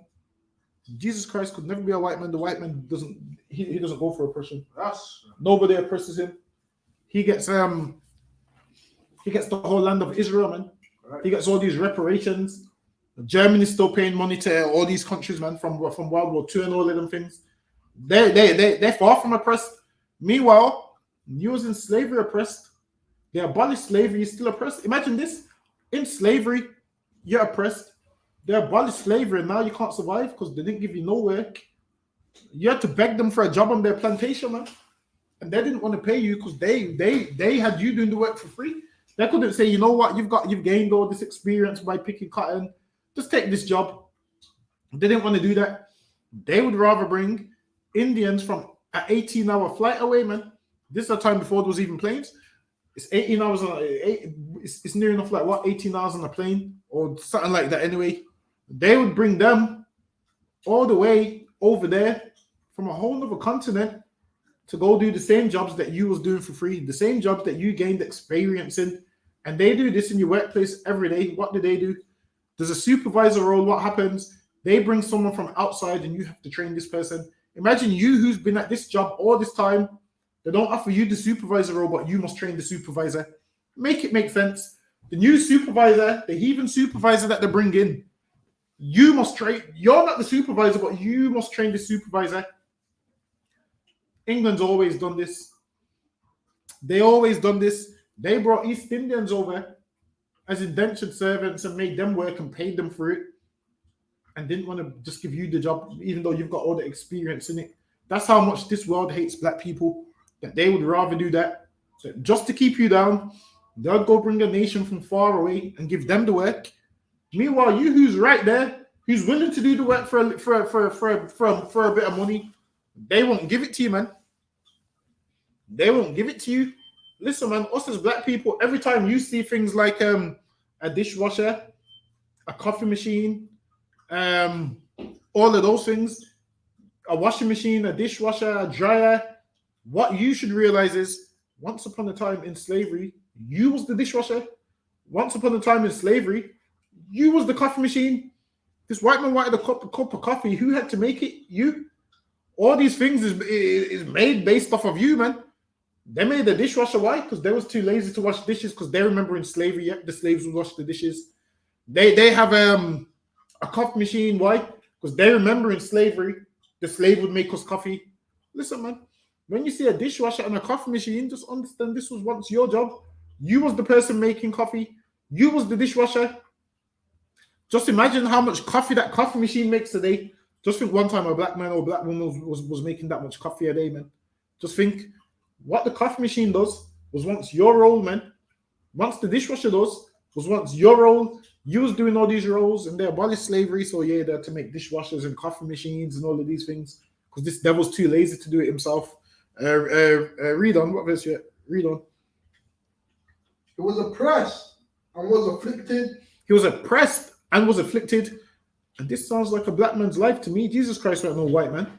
Only black men go through this, oppressed and afflicted. That's our life every single day in England, man. We are oppressed and afflicted. Go ahead. Yet he opened not his mouth. Yet he opened not his mouth, man. Christ got on with it, man. He got on with it, man. Go ahead. He is brought as a lamb to the slaughter. And he didn't open his mouth, man. You see, when they was going to kill him, he didn't, plead for his life. He didn't say, please spare me. He didn't ask them nothing, man. He answered them not a word, man. Listen, man, one of them tried to say, don't you know I've got the power to save you? One of them tried to say to me, don't you know I've got the power to save you? Christ checked him, man. Christ said, listen, you wouldn't have that power if it wasn't for God. Christ said, you wouldn't have that power if it wasn't for God, man. We ain't got to beg this devil for nothing, man. We ain't got to beg him for nothing, man. Because he wouldn't have that power if it wasn't for God. What's going to happen is what God wants to happen, man. Let this devil think he makes a decision in anything. He thinks he makes a decision in anything. Just let him think that. Go ahead. As a lamb, he is brought as a lamb to the slaughter, and as a sheep before her shearers is dumb. Go ahead. So he openeth not his mouth. He was taken from prison and from judgment, and he shall and who shall declare his generation? For he was cut off of the land of the living, for the transgression of my people. He was cut off, man. For the transgression of my people. Those people is us. Go ahead. Was he stricken? And he made his grave with the wicked, and with the rich of it, and with the rich in his death, because he had done no violence. He had done what? Done no violence. Christ had done nothing wrong, man. And he died for us, people who did wrong. So we can have a second chance to change our life. He died for that reason. He didn't die for the whole world. He died for the children of Israel. Go ahead. Neither was there any deceit in his mouth. Neither was there any deceit in his mouth, man. Go ahead. Yet it pleased the Lord to bruise him. He have put to grief. He have put him to grief. Listen, man. People say, no, we can't live like that because... Listen, Christ had a harder life than we did, man. Ain't nobody trying to string you up to a cross. Imagine this. His whole life, he knew what he came into this earth for. He knew that he was going to die, man. Imagine knowing the day you're going to die. Imagine knowing when you're going to die. Imagine knowing these things, man. Imagine this. Christ didn't have the mentality that so much of us have today. We'll be like, yo, you know what? I'm going to smoke cigarettes because I'm going to die anyway. I'm going to drink and abuse alcohol because, YOLO, you only live once and I'm going to die anyway. Christ knew when he was going to die. And what did he do with his days? Serve the Lord, man. Right. He didn't say YOLO. He didn't say, I'm just going to smoke because we know we're going to die anyway. Give me that precept when Christ goes, if it be thou will, let this cup pass from me. See if you can find that one for me. Christ knew he was going to die, and he didn't have that mentality of what so much of us have today. The mentality that we have today is, I'm going to smoke all this weed because I'm going to die anyway. I'm going to start all these drugs because I'm going to die anyway. I'm going to live like this because I'm going to die anyway. Christ knew he was going to die, and his mentality was, I'm going to serve the Lord till the day I die, man. Right. I'm going to serve the Lord till the day I die. Whereas we taught, knowing you're going to die means what? Just live life on the edge. Just live life wild. just get through life, go through life being this destructive. That's what we believe we're supposed to do. Christ knew the day he was going to die. And what did he do? He made every single day of his life count, raising up his brothers, fixing black people. People always say, there's no point in you doing this because you're going to die anyway. Christ knew he was going to die. Christ didn't have that negative mentality. Right. He said, I'm going to fix my brothers, man. I'm going to raise them up. I'm going to teach them. So what I've got going on is going to continue after me, man. That's right. So much that what he laid down is still being taught today in the ISUPK from over 2,000 years ago, man. Right. What he laid down to Peter and Paul and all of them has been passed down all the way down to Commanding General Johanna, all the way down, man. So much that now it's in the UK. Whoever would have thought that there would be an ISUPK in the UK? Whoever would have thought there would be an ISUPK in Trinidad, in Jamaica? I guarantee you, the brothers in the States was teaching that camp, and people said, why are you doing this? It's not going to go nowhere. Listen, man, this is going all over the world, man. Right. So much that there's an ISUPK in Brazil, Puerto Rico, Haiti, Jamaica, Trinidad, England. We got brothers in Netherlands. Listen, man, this is going all around the world, man. Imagine if we listened to your negative comments and stopped. Exactly. But I read that. This is Matthew chapter 26 and verse 39. And he went a little further and fell on his face and prayed, saying, Oh, my Father. And now Christ is praying to the Most High. Why? Because he knows what he's about to go through, man. He knows his punishment. He knows he's going to be punished and killed and beat and all of them things. And he knows. So obviously, imagine knowing when you're going to die. That must be scary, man. He knew what he came into this world for and what his purpose was. So now he's going to go speak to his Father. Go ahead. If it be possible. If it be what? If it be possible. And Christ is saying, if it be possible, why? Because what he's about to go through is going to be traumatic, man. Imagine knowing this your whole life. Of course, you're going to be oppressed and stricken with grief and depressed and all of them things. Go ahead. Let this cup pass from me. Let this what? Let this cup pass from He me. said, if it be your will, if it be possible, let this cup pass from me. Imagine this. This is like an hour before you're supposed to go through what you're supposed to go through. And you ain't done nothing wrong. Go ahead. Nevertheless, not as I will. Nevertheless, not as I will, meaning if you want me to go through it, I will go through it. But if I had it my way, just let this cup pass from me. But if not, I'll go through it because I serve you. And what you want me to do, I'm going to do.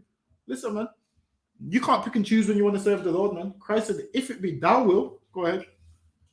But as thou wilt. Go ahead. And he cometh unto the disciples and findeth them asleep. And then he went back to his disciples and found them asleep. Why?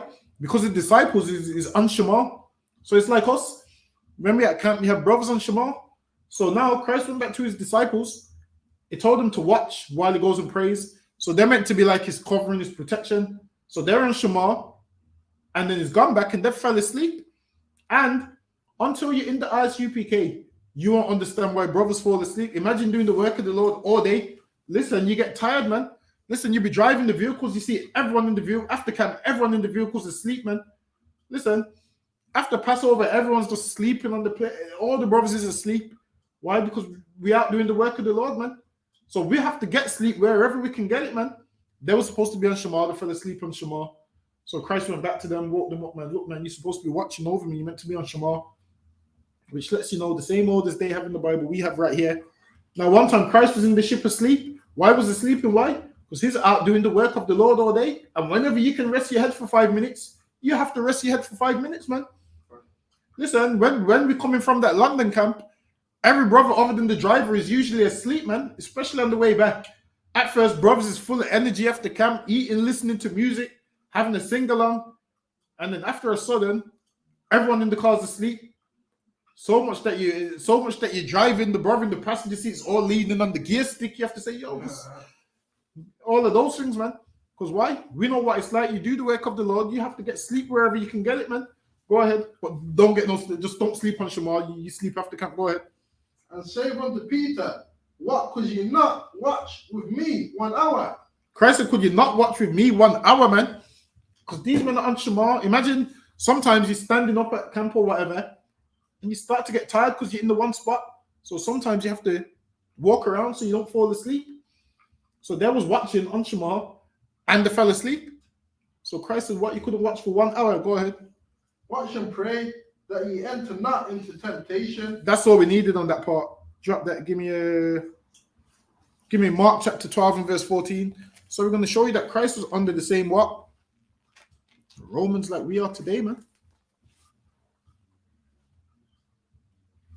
Mark chapter 12 and verse 14. And when they were come, they said unto him, Master. Hold on 1 second. Let me get there with you. Yeah, go ahead. We know that thou art true, and thou carest. So now these that was trying to confound Christ. Therefore, you know what? Let's ask him a hard question. People did it in here. They think their question is so hard. They ask questions, and they think their questions is so hard. They say, "Well, according to the Bible says this. In the Bible, it says you shouldn't have your head covered, but using in the ISUPK, have your head covered." They think that's a hard question. That's what they think. They say, "Well, in the Bible, because it was so much years ago, how do you know you're Israelite? Because in slavery, it was raping them." Like they think that's a hard question. How do you know you're an Israelite? Because in slavery, and they think these are hard questions. They ask you these questions, not that they care about the answer. They're just trying to catch you out.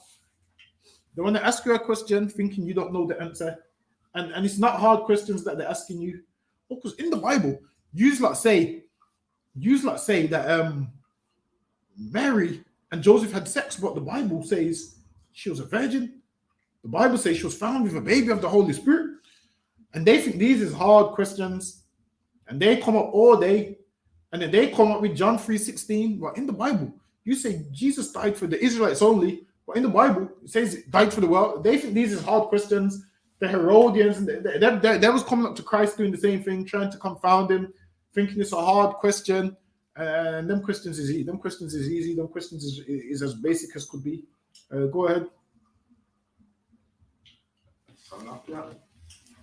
And thou carest for no man, if thou regardest not the person of men, but teachest the way of God in truth, is it lawful to give tribute to Caesar or not? So now they're asking, is it lawful to give tribute to Caesar or not?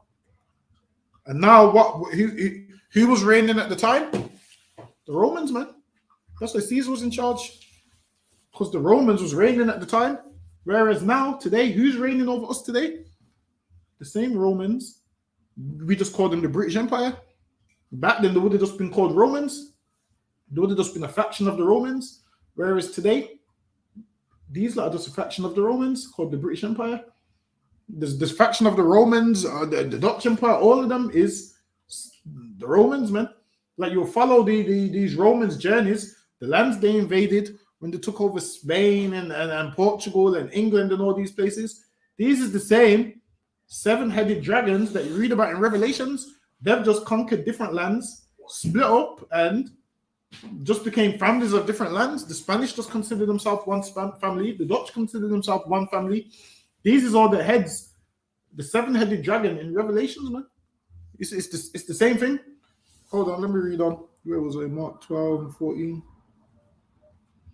And when they were come, they say unto him, Master, we know that thou art true and carest for no man, for thou regardest not the person of men, but teachest the way of God in truth. Is it lawful to give tribute to Caesar or not? Shall we give or shall we not give? But he, knowing their hypocrisy, said unto them, Why tempt ye me? Bring me a penny that I may see it. So it's not like he's never seen a penny before, but he's saying, yo, bring me a penny and let me see it. And they brought it, and he saith unto them, Whose is this image and superscription? Meaning on the penny, because when you look at a penny today, it has who on there? It has the queen on there. It has the queen on one side. I can't remember who's on the other side. It says, and they said unto him, Caesar's. And Yahushua answered and said unto them, Render to Caesar the things that are Caesar's, and to God the things that are God's. And that's what we should do in this earth, man. Render to Caesar what belongs to Caesar. Pay your taxes, your fines, and all of them things. They want their fine money, fine, take it. Listen, man, every week they hit me with a fine, man. Every single week they hit me with a fine, man. And half the time I don't want to pay them. Oh, yeah, and quite as lucky they gave me a fine for that ULEZ. Remember that time when we went to London? In London. Yeah, man. They give me that £80 fine. The Eulers one. Swear down. Yeah, man. I told you to pay. You know what? While it is, I didn't know which county it was because there's so much counties on there. But what they do is there's so much counties on there, and you don't know which one you've drove in. They wanted to know. You need to know which one you've drove in. So you could pay one for there, and you ain't even drove in that one. So yeah, this oppresses the devil. But yeah, they wanted his £80. I gave him his £80. Let him go, but drink himself to death with it. Let this oppressor go drink himself to death with that £80. That's Drop that. Give me Romans chapter 2 and verse 15. It said, if you don't pay, it's going to go up to £160. I said, damn. I said, let me pay it. I didn't even have the 80, let alone double that. I had to say, damn, let me pay it. The proper thing is some confidence. To give you some list that you have to fill out. I was like, damn. Yeah, they want that money. And listen, this is I'm telling you, you see, when it comes to these devils and their money, you ain't gonna scam them. There's no way. Listen, man, you think you're scamming them? Just understand this. One day a letter's gonna come through the post saying you owe all this money. Right. He's gonna give you a CJ. What is it? A CCJ? What is it? CJCCCJ? He's gonna give you a CCJ. What is it? A court count? It's a jurisdiction. I don't know what the hell it means. You're gonna get those things where you get bad credit. Usually, most of them starts from parking tickets. That's how mine started anyway, from parking tickets. You get a parking ticket, you rip it off the windows. I ain't paying this. I was only there for 2 minutes, and then they send the next letter. The price goes up. The price goes up until one day can't pay. We'll take it out your door, putting a clamp on your vehicle, putting a clamp on your wheel, and then you can't afford it. Listen, man. Just try and pay them because these devils ain't going to stop until they get their money. Even if you have to pay them £10 a week. Even if you have to pay them £10 a week, you just pay them. Because these devils ain't going to stop until they get their money, man. Right. Go ahead. What is it? Romans 2. 2 and verse... Hold on. Oh, no, it's not that one. Hold on.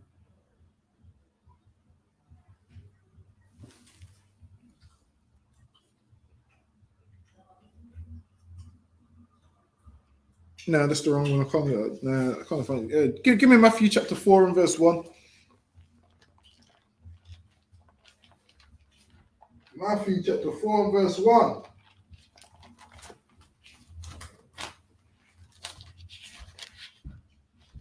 Then was Jesus led up of the Spirit into the wilderness. And Christ was led up of the Spirit into the wilderness. Go ahead. To be tempted by the devil. And he was led up to be tempted. And we get tempted also. We need to do what Christ did. When Christ got tempted, he didn't get weak and give in. He got tempted, and he checked the devil, man, and said, "No, I ain't gonna do that. I ain't gonna do ABC. I ain't gonna do that, man." He stuck to what he was taught, man. He stuck to what he knew. Go ahead. And when he had fasted 40 days and 40 nights. And when he had fasted 40 days and 40 nights, go ahead. It was afterward and hungered. And he was hungry, man, starving. Imagine you fasted that long and you're starving, man. All you want is food. All you want is food, man. Go ahead. And when the tempter came to him, he said, "If thou be the Son of God, command that these stones be made bread." And imagine this. You're so hungry. Imagine at your weakest moment is when Satan comes to test you, man. At your weakest moment is when Satan comes to test you, man. He comes to test you at that moment because he knows you're vulnerable. He knows your cover's not all the way there. He knows your protection ain't all the way there. Why? Because you're vulnerable at this stage. So he comes at your weakest moment, man. He comes at your weakest moment. It's like what the police do. When they come to raid you, what do they do? Come 5 a.m. at your weakest moment when you're asleep, man. When your brain's frazzled, all you hear is boom, police. And you're still trying to get out of bed. By the time you get out of bed in just your boxers, the police is already bursting through your bedroom door with the masks on, charging you. They come at your weakest moment, man. They don't come when you're awake. Why? Because they know you're going to run to the bathroom and flush whatever you got, man. They come when you're in bed, comfortable. They got a map of your house. They come at that time. Satan came at this time after Christ finished fasting. Why? Because he knew he was hungry and wanted food. So he tried to tempt him to turn these stones into bread. Go ahead.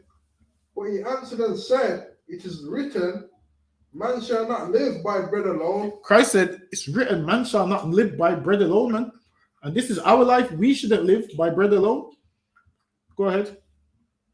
But by every word that This is more. This is better than bread, man. Better than physically eating.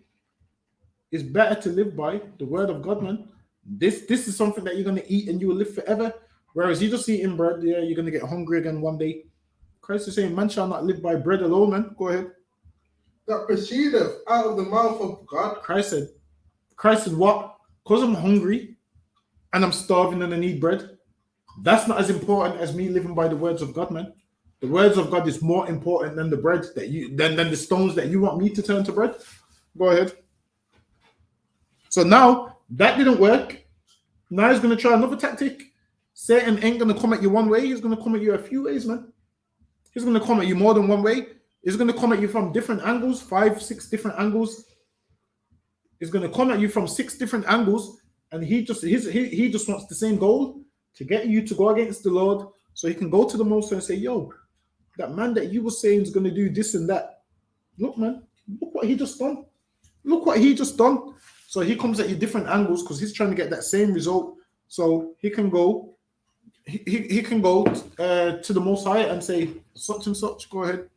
Then the devil taketh him up into the holy city, and setteth him on a pinnacle of the temple, and saith unto him, If thou be the Son of God, cast thyself down, for it is written.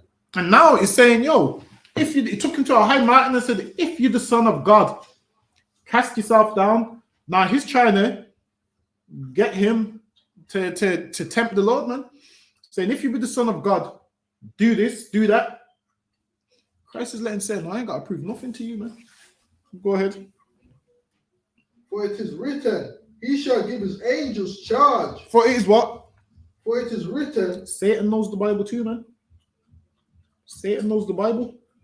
He's trying to quote the scriptures, man. Right. Christians try to quote the scriptures, man. Yes. Sometimes a man might appear to you like he's a man of God. He might quote some scriptures and, nah, man, he means you harm. He quoted the scriptures. Listen, man, if Christ was a Christian, he would have listened to the breakdown that Satan's trying to give him. For it's written, like a Christian will say to you, listen, man, them Christians is full of demons. And that Christian will say to you, yo, you're allowed to eat pork because in the Bible it is written that everything is clean. Nothing is unclean. Everything is clean. And then you being simple, you would listen to that and eat pork. Or what you should realize is that Christian's full of demons and he's trying to get you to be just like him, man. Right. That's why you need to sit in class and learn the breakdown so you don't get bamboozled. So someone don't have you eating pork. So someone don't have you eating crab and lobster and shellfish and all of them things. You need to sit in class so you don't have to, so you don't be bamboozled, man. Christ was alert, man. He studied, man. And that's why his rebuttals was like this. That's why he knew what to do in these times and so forth. All of this comes from studying and applying what you've been studying. And that's what we must do, study and apply what we've been studying. Go ahead. For it is written, He shall give his angels charge concerning thee, and in their hand they shall bear thee up. And that is written in the scriptures. And he goes, and they shall bear thee up. So he's trying to get him to jump off and say, yo, don't worry, you believe in God. And if you believe in the scriptures, you would jump off. And this is why Christians are so dumb. Christ says in the Bible, you shall drink poison and not die. And then Christians tempt God and drink poison and die. Christians drink poison. There was a man that was on one of them shows. I believe a Muslim man told him drink poison. I think he drank it and died. And that's how simple Christians are, man. If he knew the scriptures, he would have said, I ain't going to tempt the Lord. I ain't drinking it. He said, I ain't drinking no poison. He would have said, I ain't tempting the Lord. I ain't going to do that. Now, if that was this Christian man, he would have jumped off the cliff. He would have jumped off this high building and killed himself. Go ahead. Lest at any time thou dash thy foot against a stone. Go ahead. Jesus said unto him, It is written again, Thou shalt not tempt the Lord thy God. And this is how you battle them demons, man. With the scriptures, man. if something in your head is telling you to eat pork, you in your head, Leviticus 11:7 should be in your head. Thou shalt not eat the swine, man. It's unclean unto you. If someone's telling you to smoke weed, you're supposed to battle that demon and be like, it's written in the scriptures, don't defile your temple, man. If someone's telling you to rape, rob, and kill, you should be like, in the scriptures, man, it says I shouldn't do these things.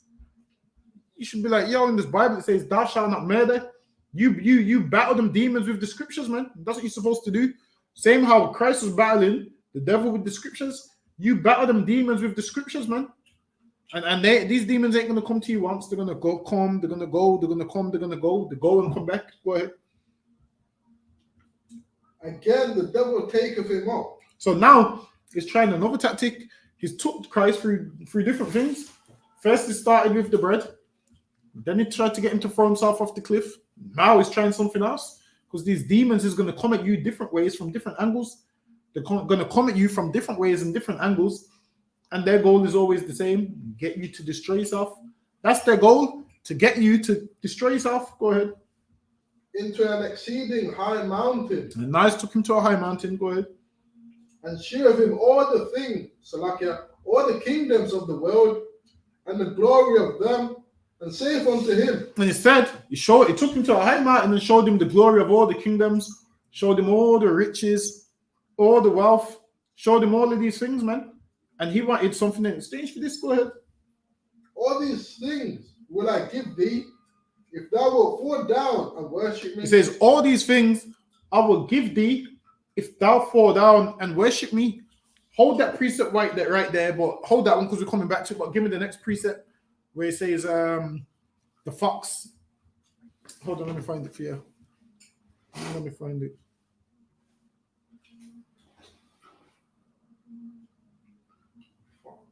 Hold on, let me find it. Give me Matthew chapter 8 and 20. Read that verse one more time in Matthew 4 and 4. And then give me Matthew chapter 8 and verse 20. Matthew chapter 4 and verse 4. But he answered and said, it is written, man shall not live by bread alone. No, not that one. The last verse you just... No, not Matthew 4 and 4. I mean, the last verse you just read in Matthew. Verse 9. And he said unto him, all these things will I give thee. So now, the devil took him up and said, you know what? All these things will I give you. If you read on. If thou wilt fall down and worship me. So now he's offered him riches, money, mansions, everything you can, horses, chariots, everything you can think of. Is offered him everything in the world, all the glory, all the riches. That's what he's offered him. Go ahead. And now give him the next chapter. 8 and 20. He's offered him all of those things. Go ahead. And what you got to remember is, most people who are poor would take that way because they see riches, wealth, houses. He offered Christ those things, man, because he knew, Christ's living conditions, being from the ghetto, Nazareth, being poor. And he offered him what? Money, riches. That's what they tried to give us, man. They tried to offer us money and riches, man. Read this one in Matthew 8 and 20. Matthew chapter 8 and verse 20. And Jesus saith unto him, the foxes have holes. Listen, man. Christ didn't even have a home, man. He said the foxes have holes. Go ahead. And the birds of the air have nests. And the birds of the air have nests. Go ahead. But the Son of Man have nowhere to lay his head. But the Son of Man have nowhere to lay his head. Now, if Christ looked at life, how a regular man looks at life, he'll be like, well, you know what? I got nowhere to lay my head. I'm not filthy rich. I can't afford none of these things. And then they would have took up Satan on this offer, man. They would have took up the devil on this offer, like, yeah, you're going to give me all these riches. Christ turned it down, man. Because Christ understood money don't mean nothing, man. Christ understood riches and glory don't mean nothing, man. Christ understood serving the Lord and worshiping the Lord means more than having all these kingdoms, having all this money, having all this wealth and these riches. Though he didn't have nowhere to lay his head, he still turned it down, man. Though he wasn't filthy rich and couldn't afford everything that the world has for sale, he turned it down, man. Why? Because he knows the reward that the Lord has in store for him is better than any riches anybody can give you, man. Read that one back in Matthew chapter 4 and verse 9. Matthew chapter 4 and verse 9. And saith unto him, all these things will I give thee. And he said, all these things will I give thee. And the average man would have took these things Because he would have been like, yo, I'm going to help out. I'm going to get my mom a house and my family and this and that. And these people usually come to you with money. They offer you money. They offer you all these things. I'll give you this because they know that you're lacking it. They know you're lacking money. They know you need money. So they offer it to you in exchange. They offer it to you and most people will take it. Why? Because they've lived poor their whole life. And then they want all this glory, all the riches, and they want their come up. The devil offered these things to Christ. And what did Christ say? Read it from the top. Go ahead.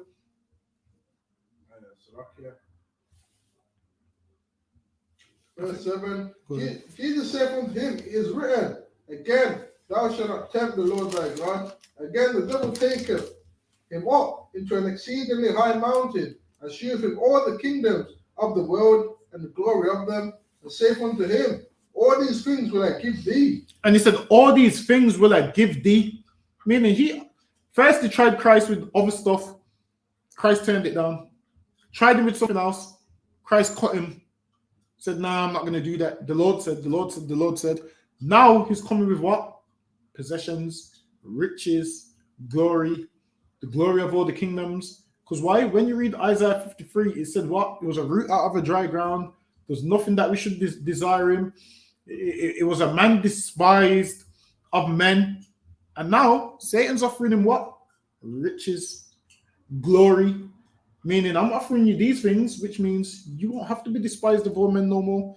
You're going to be filthy rich. You're going to have glory. You're going to have riches. You're going to have wealth. And he offered this to a man that didn't have these things at that time.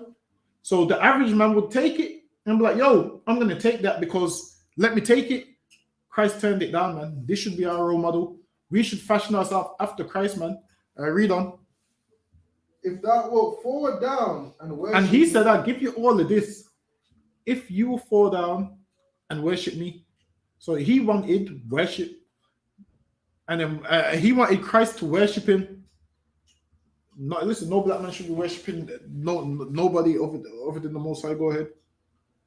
Then said Jesus unto him, get thee hence, Satan, for it is written, thou shalt worship the Lord thy God, and him only. Read that one more time. For it is written, thou shalt worship the Lord thy God, and him only. Christ checked him again, man. He said, bow down and worship me. I'll give you all of these things. Christ checked him. Christ said, listen, man.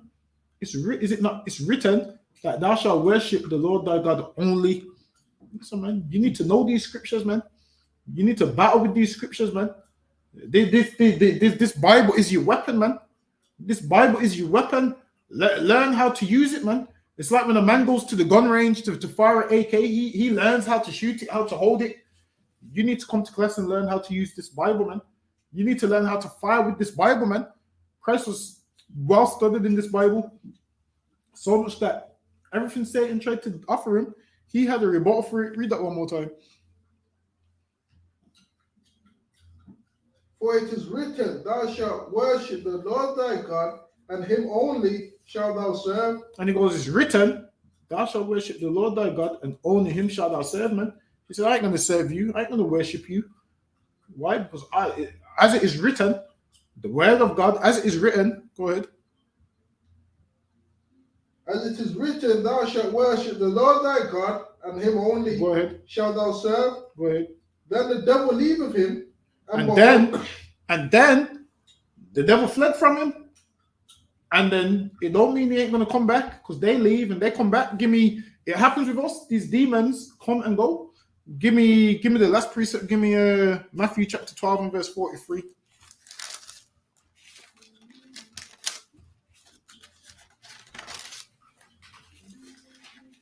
Matthew chapter 12 and verse 43.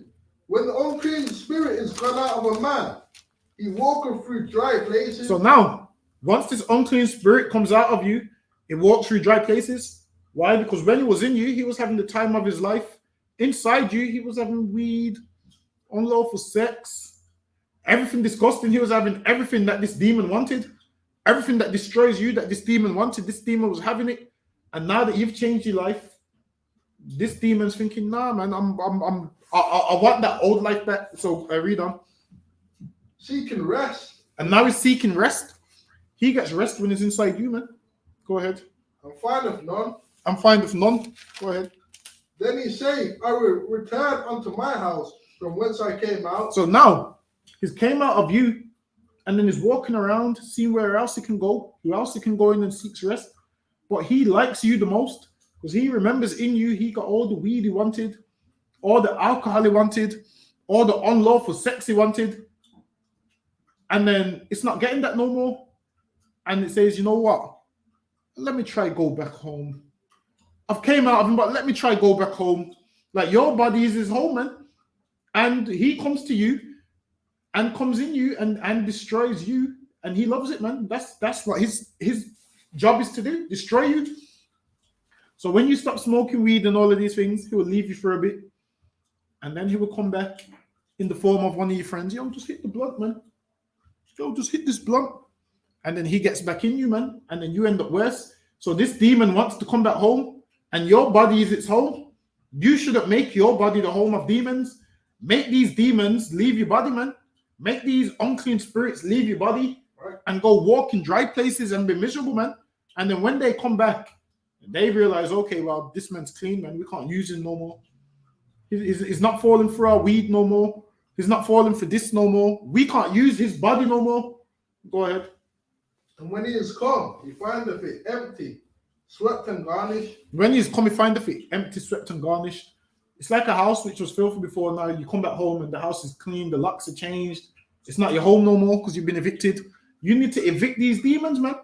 Evict these demons and change the locks. Don't let them come back. That's what you're supposed to do. Go ahead. Then goeth he and taketh to himself 7 other spirits. So what does he do? He takes himself 7 other spirits, man. Because he can't come back on his own. What does he do? Take 7 other spirits. At first, he was just a weed smoker. Now, he takes 7 other demons that their lust is something different. So once one of them can get back in you, it opens the door for the other 6 to get in you. Once you let one of them in, another one then comes in, 3 then comes in, 4 then comes in. Like what happens is someone first starts being a drug addict. That opens the door for them to then being a prostitute. That opens the door for them to then being a thief. That opens the door for them to being something else. You open up yourself for tons of demons to jump in you, man. First you started off with 1 demon. Now you have about 10 demons, man. Right, go ahead. And Satan was trying to come at Christ from different angles, man, trying to get him one way. These demons is coming back, trying to get you. Couldn't get in one way because it was swept and garnished. Now he's gone and got other demons, so he's stronger and so he can attack you from other ways to get back into your body, man. So he can get back into you, and then before you know it, you're worse than you was in the beginning because now you had 1 demon, now there's 7 in you. Go ahead. More wicked than himself, and they enter in and dwell there. And they what? Enter in and dwell there. And they enter in you and they dwell there. You need to not let your body be a haven of demons, man. Go ahead. And the last state of that man is worse than the first. And the last state of that man is worse than the first. Why? Because now, at first, it was just 1 demon. You got rid of that demon. You didn't fight that demon off. And you didn't get rid of all the other demons. He brought more demons. And they got in you somehow. Why? Because you didn't cover yourself from every angle, man. You drop 1 bad habit to pick up a next bad habit. Don't do that, man. Because you drop 1 bad habit to pick up a next bad habit. You're just letting a demon in. And your end state is going to be worse than the first state. Is there any more that is that about it? Yeah, all right, that's it on that. With that, that brings us to the end of the class. Clap it up and the security announcements, and we out of here. There you go. This is the ISUPK security announcements, where the ISUPK started out 1 West, 125th Street, Harlem, New York. Rule for new brother and sister. When a new brother or sister comes into the school, they are off limits for 6 months. They have to be saluted only. They are here to shed themselves on the world. If they need transportation, the teacher will arrange it. After 6 months, if a brother or sister has an interest in a particular person, he or she must get permission from the head to speak to a brother or sister. There is another 6 months in which a brother and sister will court each other. After this 6 months period, the brother and sister will get permission from the head to marry. Tithes, which is a commandment. Numbers chapter 18 and verse 21. Malachi chapter 3 verses 8 to 10. Means 10th in Hebrew, Ma'ashara. 10% of every penny of any increase the Lord gives you. Give to treasury department or teacher. Priest fund, free will offering for the priest. Not mandatory, whatsoever amount you would like. Upcoming holy convocations. Closing of the Feast of the First Fruits, which is on June the 12th. So that's not this Sunday, that is next Sunday coming down. We're gonna have a ball of a time. Every Black and Hispanic born is invited coming down. Go ahead. Or Akim and Akko to check the bulletin board in the hallway. If anyone wants to be a trooper in the school, start wearing all black, boots, shirt, pants, headband and scarf. So that we say Amajim. Amajim Shabbat. Amajim Barak. Yahweh Ba Shem Yah Ashar Brakatha. Yahweh Shem Yah Ashar Brakatha. Yajamata. Class dismissed.